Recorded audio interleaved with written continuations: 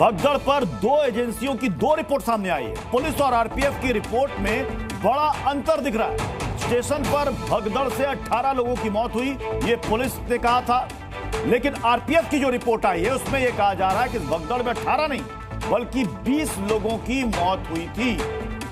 तो ये दो एजेंसियों के दो आंकड़े, दो एजेंसियों की दो रिपोर्ट। दिल्ली पुलिस कह रही है 18 की मौत, आरपीएफ की जो ताजा रिपोर्ट सामने आई उसमें कहा जा रहा है कि 18 नहीं 20 लोगों की मौत हुई थी उस भगदड़ की वजह से। और इसमें यह भी बात कही गई है कि प्लेटफॉर्म बदलने की वजह से यह हादसा हुआ।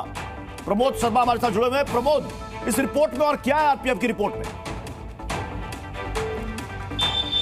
देखिए, आरपीएफ की जो रिपोर्ट दी है उसमें साफ तौर पे हादसे की वजह के बारे में भी बताया गया है और सबसे बड़ी बात यह है कि आरपीएफ ने कैसी जांच की है इसका अंदाज़ा आप इसी बात से लगा सकते हैं कि आरपीएफ की तरफ से 20 लोगों के मरने की पुष्टि वो अपनी रिपोर्ट में कर रहे हैं, जबकि दिल्ली पुलिस की ने जो इंक्वेस्ट प्रोसीडिंग की है, जो लिस्ट उनके पास है, वो 18 लोगों की मौत की बात कही जा रही है। यानी कि दोनों में विरोधाभास है और ऐसे में आरपीएफ जिसको यही नहीं पता कि कितने लोगों की मौत हुई है, जो कि आंकड़ों में 20 लोगों की मौत बता रहे हैं, ऐसे में उनसे जांच की क्या उम्मीद की जा सकती है?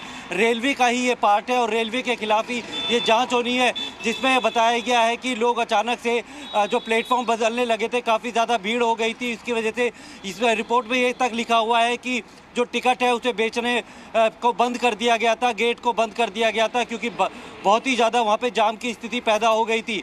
जिसके बाद सारे ऑन ड्यूटी और ऑफ ड्यूटी जितना भी स्टाफ था उन्हें मौके पे बुलाया गया था स्थिति को कंट्रोल करने के लिए, लेकिन स्थिति अचानक से जो अनाउंसमेंट हुई थी उसकी वजह से, प्लेटफॉर्म बदलने की वजह से ये भगदड़ हुई थी। कुछ लोगों के पैर फिसले थे और फिर ये पूरा हादसा हुआ। लेकिन मरने वालों में बताया गया कि 30 लोग घायल थे, जिन्हें अस्पताल भेजा गया पास के, और उनमें से 20 लोगों की मौत हो गई। दो बड़ा अंतर है इसमें प्रमोद। पहले तो मौत के आंकड़े में बड़ा अंतर है, दूसरा भगदड़ की जो वजह बताई जा रही है, उस वक्त कहा गया सीपीआरओ की तरफ से ऐसा कोई अनाउंसमेंट नहीं हुआ, कोई प्लेटफॉर्म नहीं बदला गया, लेकिन आरपीएफ की रिपोर्ट में है कि प्लेटफॉर्म बदलने की वजह से हादसा हुआ।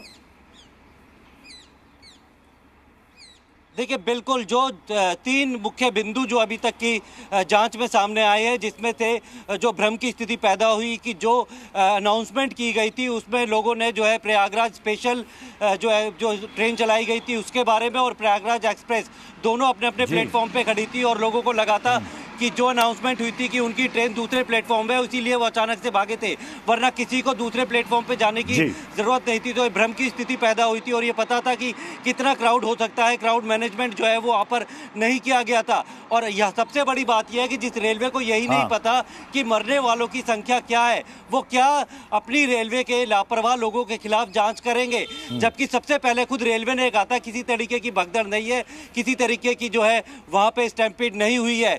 सबसे पहले जो शुरुआती दौर में जब ये जानकारी आई थी, लेकिन जी मीडिया ने जब तस्वीरें दिखाई थी तो उसके बाद उन्होंने माना कि सीढ़ियों से कुछ लोगों के पैर फिसले। दिल्ली पुलिस और आरपीएफ दोनों की रिपोर्ट हमने जनता के सामने रख दी। बहुत बहुत शुक्रिया प्रमोद इस पूरी जानकारी के लिए।